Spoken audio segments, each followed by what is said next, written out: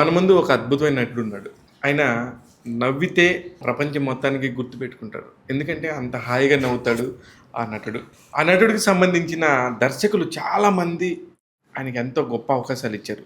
దాదాపు 150 సినిమాలు పైకి చేసిన ఒక 5గురు డైరెక్టర్ల గురించి ఆయన చెప్తాడు. అందులో ఈరోజు మొదటగా మనం దర్శకుడు మారుతి గారి గురించి ఆయన మాటలో విందాం. ఆయన ఎవరో కాదు, మనందరికీ ఎంతో ఇష్టమైన భద్రం, డాక్టర్ భద్రం. డాక్టర్ భద్రం గారు హాయ్ అన్న. హాయ్. కంగ్రాచ్యులేషన్స్. దేనికంటే నువ్వు ఇప్పుడు ఏదో 5K స్టెప్స్ అని డాక్టర్ భద్రం దానికి సంబంధించి చాలా మంచి వీడియో చూసాను తమ్ముడు. నాకు ఎంత నచ్చిందంటే యాక్చువల్లీ నేను చేస్తున్నాను. అందరూ నా ఫ్రెండ్స్ అడుగుతుంటారు ఎలాగా ఎంత బాగా మేనేజ్ చేస్తున్నా అంటే నేను కూడా నీ సీక్రెటే. అందుకని నేను డాక్టర్ భద్రం గారి ద్వారా చెప్దామనిపించింది. అందుకే నిన్ను అడుగుతున్నాను, వాట్ ఈస్ దిస్ అన్న? యాక్చువల్గా ఒకప్పుడు మనకి డిసీజెస్ అన్నీ ఇన్ఫెక్షన్స్ రూపంలో వచ్చాయి.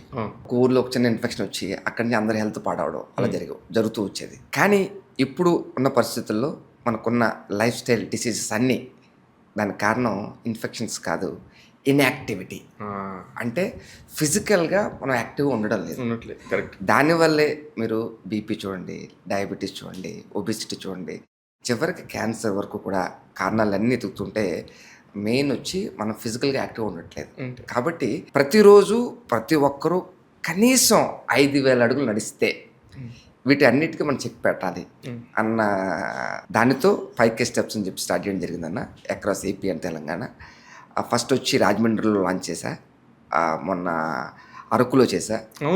సో అలాగే మొత్తం అక్రాస్ ఆల్ సిటీస్, మన ఏపీ తెలంగాణ అన్ని సిటీస్లోనూ కూడా ఈ 5K స్టెప్స్ ప్రోగ్రామ్స్ కండక్ట్ చేయాలని చెప్పేసి సంకల్పం అన్న. సూపర్, అది మంచి సంకల్పం. ఎందుకంటే ప్రజలకి నిజంగా ఇన్యాక్టివ్నెస్ గురించి చెప్పటమే చాలా ఇంపార్టెంట్ ఇప్పుడున్న పరిస్థితుల్లో. ఎందుకంటే ప్రతి ఒక్క రోగానికి మూల కారణం ఇదే. ఇప్పుడైతే దీన్ని నువ్వు యాక్చువల్గా కార్పొరేట్ వీళ్ళందరికీ కూడా చాలా వెళ్ళి మాట్లాడుతూ ఉంటావు, చాలా స్పీచెస్ ఇస్తుంటావు. వీటి ద్వారా పర్టికులర్గా చెప్పాల్సింది ఆరోగ్యం గురించే, అంతేనా? 100% అన్న, 100%. ఇప్పటివరకు ఎన్ని చేసావు ఇట్లా? అంటే వర్క్షాప్స్ వచ్చి నేను కార్పొరేట్లో ఒక 600+ వర్క్షాప్ చేశాను అక్రాస్ ఇండియా. అంటే నా ergonomics and work place wellness మీద నాకు 600 వర్క్షాప్ చేశా. అదే పునాది యాక్చువల్గా నా కెరియర్. యాక్టర్గా కాకముందు అది నా ప్రొఫెషన్. ఇప్పుడు సేమ్ అదే దాంట్లో ఎర్గనామిక్స్ మీద వర్క్షాప్స్ అనేవి అగ్రెసివ్గా చేస్తున్నాను అన్నప్పుడు. అయితే ఇప్పుడు నువ్వు ఇవన్నీ చేసుకుంటా సినిమాలు ఎలా చేసుకుంటా ఉంటావు? సినిమా అంటే ప్యాషన్ అన్న. సో గోదావరి వాటర్ వల్ల ఇది వచ్చింది ఇలాగా. సో అంటే నేను స్ట్రెస్ని ఎక్కువగా డీల్ చేస్తుంటా, స్ట్రెస్ థెరపిస్ట్గా. సో నా వర్క్లో కూడా, నా ప్రొఫెషన్లో కూడా స్ట్రెస్ తాలూకు ఏమైనా ఉంటే కనుక అవి కెమెరా ముందుకు వస్తే పోతాయి నాకు. అందుకని దీన్ని ఎన్నుకొని ఎంజాయ్ చేస్తున్నాను. ఎంజాయ్ కదా, both my profession and passion. అయితే మీ ప్రొఫెషన్కి సంబంధించి మీరు అన్నీ ఇస్తూ ఉంటారు, కానీ మీ ప్యాషన్కి సంబంధించిన దానిలో నేను ఒక డైరెక్టర్ గురించి వాళ్ళు పర్టికులర్గా మాట్లాడదాం అనుకున్నాను. మారుతి గారికి మీకు అసలు ఎక్కడ కుదిరింది, మొదటి పరిచయం ఎక్కడ? అన్న యాక్చువల్గా నేను గూగుల్లో జాబ్ చేస్తున్నప్పుడు ఒక వీడియో చేశా, పెళ్ళితో జరభద్రం అని ఒక వీడియో చేశా. అది యూట్యూబ్లో అప్లోడ్ చేసిన తర్వాత పూరి సార్కి నచ్చి ఆయన ఫేస్బుక్ వాళ్ళ మీద షేర్ చేశారు. అది వైరల్ అయింది. సో ఆ వైరల్ అయిన క్రమంలో ఆ వీడియోని మారుతి గారు కూడా చూడడం జరిగింది. సో అప్పుడే భలే మగాడివే సినిమా షూటింగ్ జరుగుతున్న టైం అనమాట. అప్పుడు పిలిపించారు నన్ను. సో పూరి సార్ ద్వారా అది వైరల్ కావడం వల్ల నేను మారుతి సార్కి దగ్గర అయ్యా. ఈయన గాడ్ ఫాదర్, ఈయన గాడ్ బ్రదర్. ఏజ్ కూడా రిలేట్ చేసావా? కాదండి, ఇంకొక విషయం, మారుతి సార్ బర్త్డే, నా బర్త్డే ఒకే రోజు. October 8. Puri sir date of birth, my father date of birth ఒకటే రోజు, సెప్టెంబర్ 28. అసలు చూడు, god must be crazy. So అందుకే Puri sir god father, in god brother. నా life I'm so blessed and I'm so blessed. ఎందుకంటే I never expected, అంటే film industry అనేది నేను ఎప్పుడు ఎక్స్పెక్ట్ చేయలే. సో నాకు ఎంతమంది ప్రేమ మళ్ళీ దొరికాయి అంటే ఐఎమ్ సో బ్లెస్డ్. ఎంతమంది చుట్టుపక్కల ఉండడం అనేది నిజంగా మంచి విషయం. కానీ ఇప్పుడు నేను పర్టికులర్గా మారుతి గారి గురించి ఎందుకు మాట్లాడాలనుకుంటున్నానంటే, ఆయన ఎంత విల్ పవర్ ఉంటుంది, ఆయన ఎంత పర్ఫెక్ట్గా చేస్తాడని తెలుసు. కానీ ఆయనలో ఒక అద్భుతమైన కోణం ఉంది. అసలు యాజ్ ఎ డైరెక్టర్గా కానీ యాజ్ ఏ హ్యూమన్ బీయింగ్గా యాజ్ ఎ ఫ్రెండ్గా మారుతి చాలా గొప్పడు. అవునన్నా. ఆ విషయం చాలా దగ్గర నుంచి చూసిన వాళ్ళకి తెలుసు. ఒక సినిమా డైరెక్షను అట్లా ఒక సినిమాలో ఫెయిల్ సక్సెస్ వస్తే కుంగిపోయేయటం పక్కన వెళ్ళిపోవటం మనిషి కాదు అతను. కానీ జనాలకు తెలియక ఈ సోషల్ మీడియా ఉంది కదా అని ఏది పడితే అది మాట్లాడుతున్నారు. ఇది కొద్దిగా మన వైపు నుంచి కొంచెం బాగా తగ్గించాలనే ఉద్దేశంతో ఒక మంచి విషయాలు చెప్తాం. తప్పకుండా అన్న, తప్పకుండా ప్లీజ్. బలిబలి మగాడి వేలో నా మొదటి సీన్ గుర్తుంటది. కాదండి, ఇప్పుడు చాలా వరకు చాలా మంది నన్ను చూసిన తర్వాత ఫస్ట్ చూడగానే చిన్న నవ్వు నవ్వుతారు. నవ్వు ఆటోమేటిక్గా వస్తారు ఫేస్లో. అవును, అది రావడానికి చాలా కారణాలు ఉండొచ్చేమో, కానీ దాంట్లో ప్రధాన కారణాలు చూస్తే దాంట్లో ముగ్గు చెప్ప సీన్, భలే భలే మగాడు వేలో ముగ్గు చెప్పు సీన్. సో ముగ్గు వేస్తుంటే ముగ్గు చెప్పుతో సహా తీసుకొచ్చేసాను రా అంటాడు. సో నిజంగా ఆ సీన్ చేస్తున్నప్పుడన్నా అంటే మారుతి సార్ గురించి నాకు అప్పుడు పరిచయం లేదు కదా, అప్పుడే సో దాని ముందు ఒక సీన్ చేసాం. కానీ సినిమాలో ఆర్డర్లో చూస్తే ఇది ఫస్ట్ సీన్, ముగ్గు చెప్పు సీన్. ముగ్గు చెప్పు సీన్ చేస్తున్నప్పుడు అది సీన్ జరుగుతుంది, సీన్ అయిపోయిన తర్వాత మానిటర్ దగ్గర మారుతి సార్ అంతా ఎంజాయ్ చేస్తున్నారు. నేను వచ్చినట్టు నమ్మ చేయాలి వేసి చాలు అయిపోయింది అన్నారు. నాకు అర్థం కాలే. అంటే మారుతి సార్ యొక్క ఏంటంటే ఫస్ట్ ఒక క్యారెక్టర్ని ఎస్టాబ్లిష్ చేయడం చాలా స్ట్రాంగ్గా, అంటే ఒక చాలా క్రూషియల్ సిచ్యువేషన్లో ఒకడు వస్తాడు, ఆడు డిస్టర్బ్ చేస్తాడు, ఆడు ఈడే అని ముందు అని చెప్పి చాలా స్ట్రాంగ్గా ఎస్టాబ్లిష్ చేస్తారు. ఆ తర్వాత నేను ఎప్పుడు వచ్చినా సరే వాళ్ళకి అది గుర్తుకొస్తుంది. సో నాకు అర్థం కాలే.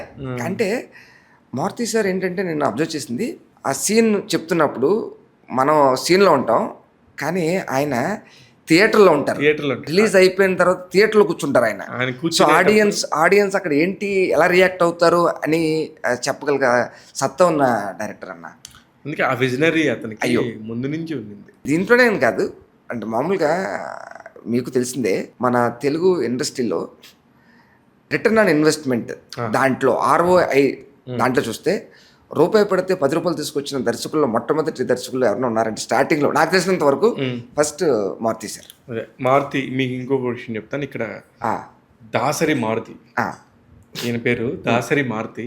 నిజంగా నువ్వు చెప్పిన ROIకి ఫస్ట్ నాకు తెలిసిన వ్యక్తి, అంటే నీ జర్నీలో నీకు తెలిసింది నువ్వు చెప్పావు, నా జర్నీలో నాకు తెలిసింది దాసనారాయణరావు గారు. అన్న మీరు చెప్పిన తర్వాత నేను ఒక విషయం చెప్తా. నాకు భలే భలే మగాడు ఛాన్స్ ఇచ్చిన తర్వాత మా మావయ్య గారు చెప్పిన తర్వాత సోము వీర్రాజు గారు, ప్రముఖ ఎమ్మెల్సీ, భారతీయ జనతా పార్టీకి ఫస్ట్ నుంచి ఉన్న సోము వీర్రాజు పిల్లనిచ్చిన మామ. అవునన్న మావయ్య గారు చెప్పిన తర్వాత అప్పుడు ఇంకా సినిమా రిలీజ్ కూడా కాలే, జస్ట్ అది ఓన్లీ ముహూర్తం షార్ట్ అప్పుడు పడింది. అప్పుడు ఒక ఇంటర్వ్యూ ఇచ్చారు మారుతి సార్. అది చదివిన తర్వాత నాకు అప్పుడు చెప్పారు మావయ్య గారు, నాకు ఎందుకు అనిపిస్తుందండి ఈయన దాసరి నారాయణరావు గారు అంతా గొప్ప దర్శకులు అవుతారు అని చెప్పాను. సూపర్, నిజమే.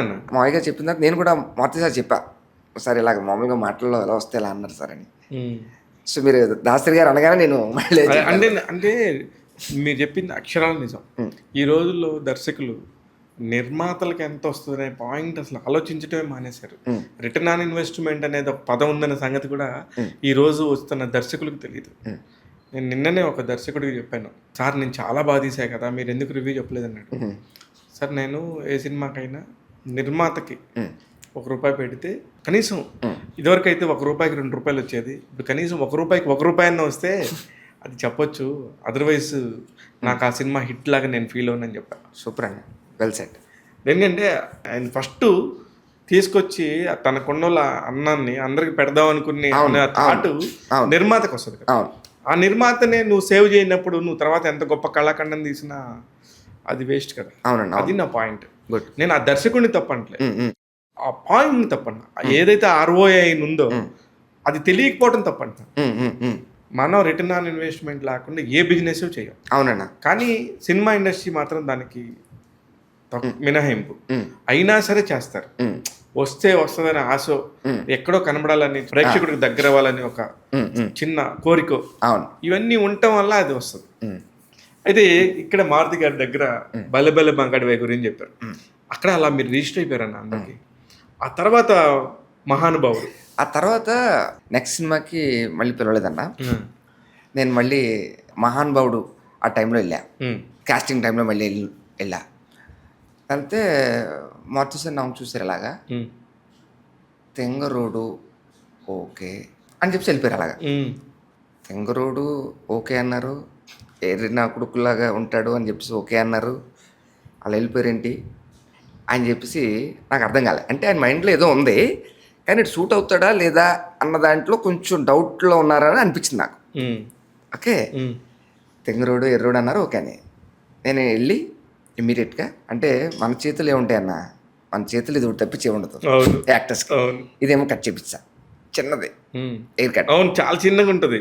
ఎయిర్ కట్ చేపించి మళ్ళీ వెళ్ళా నెక్స్ట్ డే, నువ్వే చేస్తున్నావు అది అని చెప్పి వెళ్ళిపోయారు. ఆ తర్వాత కన్నా నాకు క్యారెక్టర్ తెలియదు, అది ఏందో తెలియదు నాకు.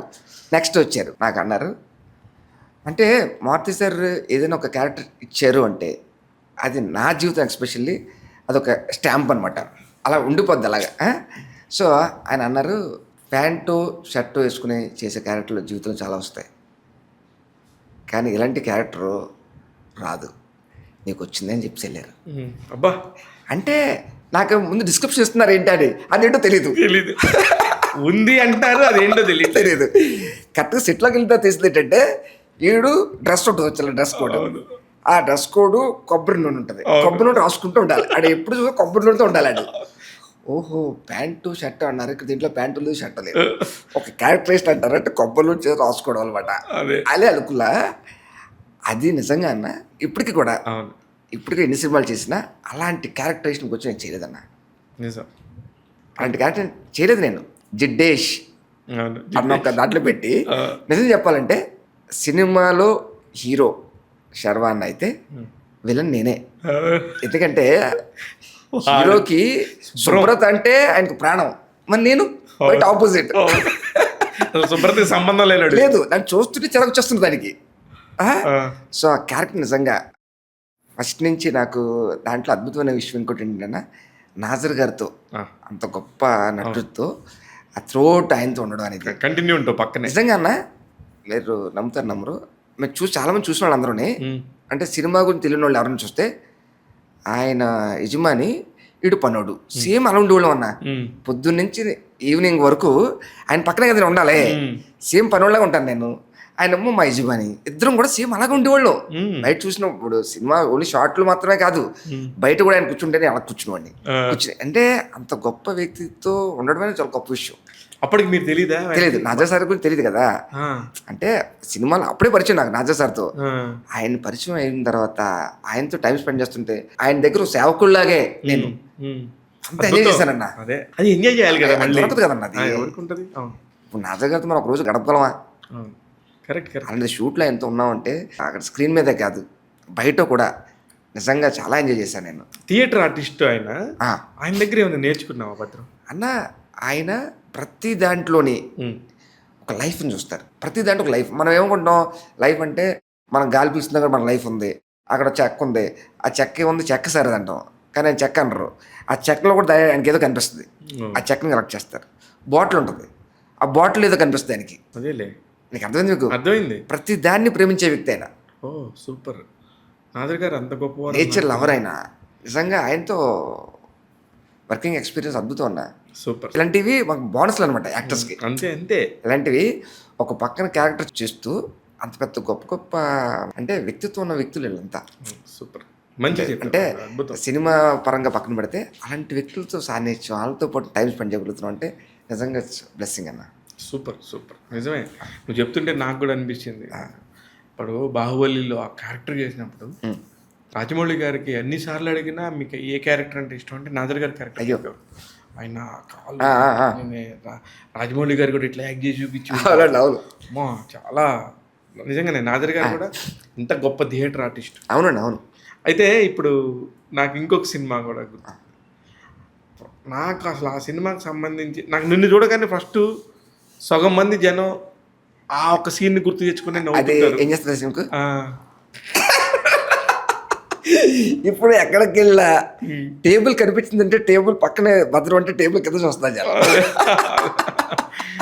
అది ప్రతిరోజు పండగ అయ్యో సినిమా. అయ్యో అయ్యో అసలుకి సినిమా 2.5 గంటలు ఉంటే అన్న ఎంతమంది ఆర్టిస్టులు ఉంటారు అన్న ఆ సినిమాలో. ఆ, రావు రమేష్ గారు, అసలుకి మన సాయిధరం తేజ్, అవునండి, అవును. హీరోలు హీరోయిన్లు ఉంటారు కదా. ప్రతిరోజు పండగ అనగానే టెక్ మని అది గుర్తొచ్చేస్తుంది. అయ్యయ్యో అన్న దీనికి కూడా ఆ. అంటే ఇందాక మీకు చెప్పాను కదా, మనం సీన్ చెప్తున్నప్పుడు మన సీన్ దగ్గర ఉంటాం, మారుతి సార్ థియేటర్లో ఉంటారని చెప్పడానికి కారణం కూడా ఇది ఒకటి అన్న. ప్రతిరోజు పండగ కూడా, ప్రతిరోజు పండగ టైంలో కూడా నేను మళ్ళీ వెళ్ళి సేమ్ సార్ భద్రం దీంట్లో నీ క్యారెక్టర్ అదిరిపోద్ది, థ్యాంక్ యూ సార్, డైలాగులు ఉండవు, డైలాగులు ఉండవా, డైలాగ్ లేకుండా క్యారెక్టర్ క్యారెక్టర్ సూపర్ అంటున్నారు, డైలాగులు ఏమంటున్నారు, మళ్ళీ చిన్న కొంచెం పాజ్ ఏమంటున్నారు, సరదాగా జోక్ చేస్తున్నారా లేకపోతే ఏంటని. తర్వాత భద్రం స్క్రీన్ మీద మొత్తం ఫ్యామిలీ అంత ఉంటుంది, కానీ అందరూ నువ్వేం చేస్తావు అని చూస్తారా అన్న. నేను చేసేదే మెయిన్ క్యారెక్టర్స్కి కథ చెప్తారు తప్పించి మన కథ చెప్పరు, మన కథ గురించి తెలీదు. సో సార్ ఎప్పుడు హింసిస్తుంటారు అలాగా. నాకు అర్థం కాలేదు ఏంటి, స్క్రీన్ మీద అందరూ ఉంటారంట కానీ నేను చేసిందో చూస్తారట, అంటే నన్నే అబ్జర్వ్ చేస్తుంటారంట, నేను అంతగా నేనేం చేస్తాను అని అనుకున్నా. తర్వాత తెలిసింది ప్రతిరోజు పాటు షూటింగ్ స్టార్ట్ అయ్యి తెలిసింది ఇటు కొత్తగా పెళ్ళేలోడు ఎప్పుడు పెళ్ళతోనే ఉంటాడని చెప్పి. సో స్క్రీన్ మీద పాట వస్తుంది అనుకోండి, పాటలో అందరూ ఒక్కొక్కరు ఫ్యామిలీ గురించి అంత చేస్తుంటారు, నేనేమో అక్కడ నా పిల్లలకి ఏదో చేస్తుంటాను చిన్న చిన్న రొమాన్స్ కింద. రే అడు చూడరే అడు ఏం చేస్తున్నాడు, అడు చూడు అక్కడ ఏం చేస్తుంటాడు, ఆడియన్స్ అప్పుడు ఓహో మారుతి సార్ ముద్దే చెప్పారు. ఇదే థియేటర్లో ఏం ఆడతారు.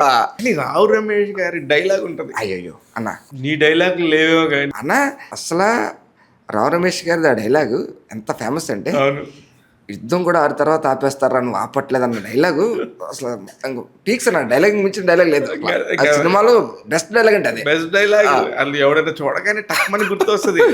రావు రమేష్ గారిని నేను ఎప్పుడు చూసినా ఆయన ఇమిటేట్ చేస్తా అన్న. ఒకటి నిజంగా ఆ సీన్లో నాకు అనిపించింది, ఇప్పుడు నేను వెళ్ళాను ఓకే, ఆయన చెప్తే ఓకే, కానీ ఆయన కూడా ఇన్వాల్వ్ అయిపోయి ఇలా వెళ్ళిపోతే చూసి ఆయన కూడా వచ్చేస్తారు చూసారా, అక్కడ వెళ్ళిపోయింది అన్న. అది నిజంగా పీక్స్ అన్న, అదే ఆర్టిస్టులో గొప్పతనం చాలా. అయితే నాకు అసలుకి ఎన్నిసార్లు నీతో నాకు ఎంత, మన ఇద్దరికి ఎంత క్లోజ్ అసోసియేషన్. అవునన్నా అవును. స్టిల్ నేను టక్మని నేను గుర్తు తెచ్చుకోక నా పెదాల మీద నవ్వు తమ్ముడు. కానీ నువ్వు ఆ సినిమాలో డైలాగులు లేవన్నావు కానీ. అవునన్నా. నువ్వు డబ్బింగ్కి వెళ్ళావు ఎందుకు అన్న? నవ్వు నాదే కదన్నా. ఇప్పుడు అట్లీస్ట్ డైలాగ్ తెప్పించేసి మిమిక్రీతో, కానీ నా వరకు నా నవ్వుని మిమిక్రీ చేయడం కూడా కష్టవాలి. ఏమంటారు? ప్రపంచంలో ఎవడూ చేయలేని ఒక మిమిక్రీ అంటే నీ నవ్వు. అవును అవును, 100% అది బ్లెస్సింగ్. సో ఈవెన్ ఆ సీన్ అంత గొప్పగా ఎలివేట్ కావడానికి రావు రమేష్ సార్ ఇన్వాల్వ్మెంట్ అన్న. అంతే, రమేష్ గారి ఇన్వాల్వ్మెంట్. ఆయన అసలు యాక్ట్ చేస్తున్నప్పుడు చూస్తే అన్న, అంటే ఒక సీరియస్ పాత్ర ఎంత ఎలాగైతే చేస్తారో దాంట్లో కామెడీ ఉందంటే ఆయన చెల్లరిగిపోతారు. ఆయన సీరియస్. ఇప్పుడు రావు గోపాలరావు గారు ఫాదర్, సో సీరియస్నెస్గా ఉండాలి అంటే ఆయన ఎలా అయితే ఉంటారో, కామెడీ అయితే ఇంకా చెల్లరిగిపోతారు. ఆయన పట్టుకోలేం అసలు. సూపర్, అసలుకి వెరీ నైస్ అన్న. అందుకనే ఇవాళ పర్టికులర్గా మారుతి గారి గురించి నీతో మాట్లాడదాం. అవునన్నా. అయితే నేను ఒక స్పీచ్ చూసాను మామయ్య గారి గురించి, సోము వీర్రాజు గారు. అంటే మామూలుగా చెప్తే మహాభారతం అంత ఉంటుంది. అదేదో సినిమాలో అత్తారింటికి దారేదిలో కనుక వీడేంటే ఓపెన్ చేసి గూగుల్లో చూస్తే 100 పేజీలు ఉంది అన్నట్టుగా అంత చరిత్ర ఉండొచ్చు. కానీ నువ్వు దాని గురించి, ఆయన గురించి 2 నిమిషాల్లో నువ్వు మాట్లాడావు తమ్ముడు. Hats off to your knowledge and your words. నీకున్న పరిణితి నేను దేనికంటే నువ్వు ఎంత బాగా చదవగలవు, ఎంత బాగా చేస్తావు, ఏ పని చేసినా అందులో ఎంత క్లీన్గా నిమగ్నమై ఉంటావు నాకు తెలుసు కాబట్టి చెప్తున్నా. Hats off.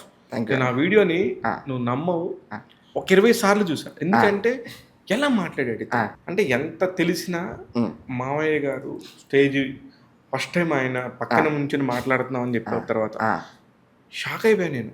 ఆ వీడియో నేను ఇప్పుడు దీనిలో ప్రజెంట్ చేస్తా. ఆ వీడియోతో పాటు ఎమ్మెల్సీ సోము వీర్రాజు గారు త్వరలోనే మినిస్టర్ అవ్వబోతున్నారు అనేది ఒక న్యూస్ నాకు వచ్చింది. నీ పాయింట్ ఆఫ్ వ్యూలో ఏం చెప్పుకుంటావా ఏందన్నది నాకు తెలియదు కదన్నా. నిజంగా ఇప్పుడు నేను అబ్జర్వ్ చేస్తుంటానన్నా, మావయ్య గారు ఇప్పుడు ఆయన పదవిలో ఉన్న, పదవిలో లేకున్నా ఆయన అనునిత్యం ప్రజలకి ఏదో విధంగా సహాయపడుతూనే ఉంటారు. ఇప్పుడు మేబీ పదవి లేదనుకుందాం. పదవి లేకపోతే మన ఆఫీస్‌లో ఒక 10 మంది ఉండొచ్చు. ఏదో ఏదో అక్కడ చెప్పండి, అక్కడ చెప్పండి, ఇక్కడ చెప్పండి అని. అదే పదవి ఉంటే ఒక 20 మంది ఉండొచ్చు.